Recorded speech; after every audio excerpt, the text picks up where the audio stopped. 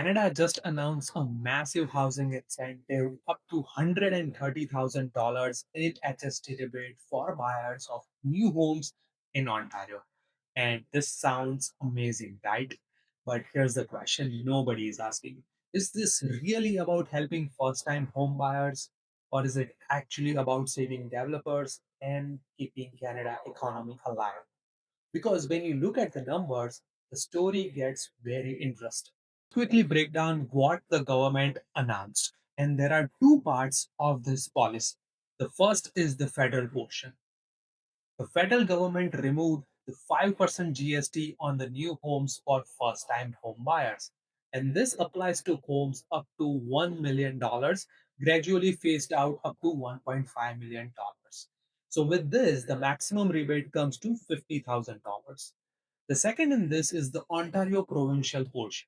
So Ontario also proposed removing 8% provincial portion of the HST, and that would save buyers up to $80,000. And when you combine both of them, that could save up to $130,000 on a new home. And that's a massive amount of money for buyers out there. But there's a catch.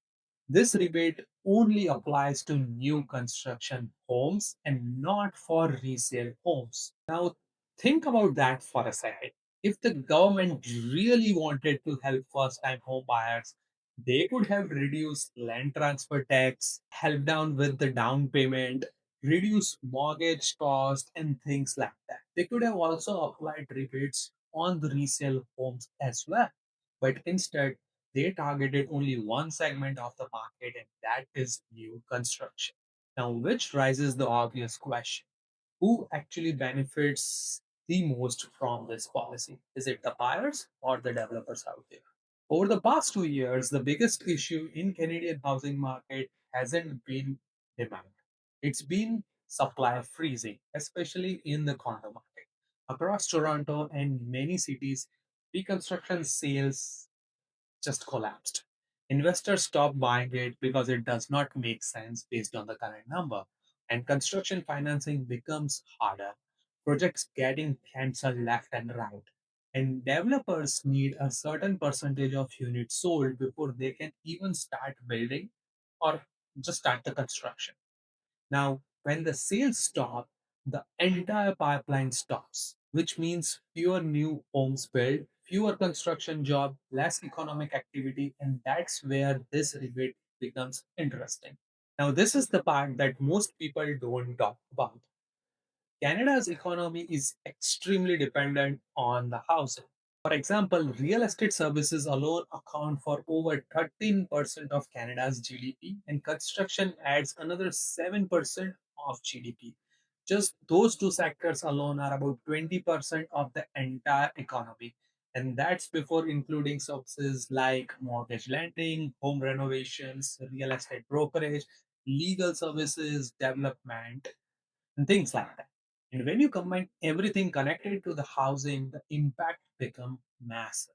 In fact, housing investment itself has been around 10% of GDP in the recent years. So when the construction slows down, it does not just affect the housing, it affects entire Canada's economy as well.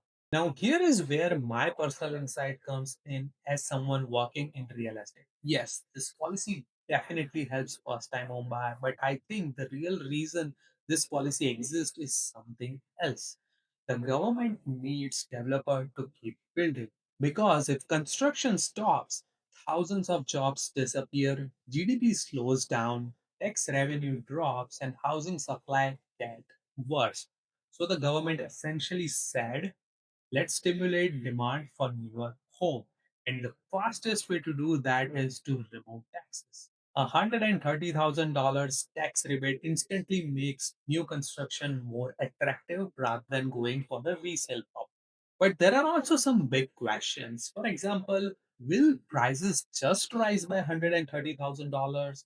Will developer capture part of this benefit? Will this actually increases the supply or it just boost up the demand? Economists debate this all the time because historically, when the government subsidized housing demand, prices often adjust. So here's my take about this policy. So here's my take. This policy does two things at the same time. Yes, it definitely helps first time home buyer to get into the housing market, get new home, but it also stabilizes the development industry. And in the country where housing is such a huge part of this economy, that might actually be a bigger objective. And we were seeing the whole narrative is very different, like helping first time home buyers and things like that. Because whether we like it or not, Canada's economy is deeply tied to real estate, and government will likely do almost anything to keep that moving. If you're thinking about buying a new construction home in Ontario, this policy could potentially save you tens of thousands of dollars.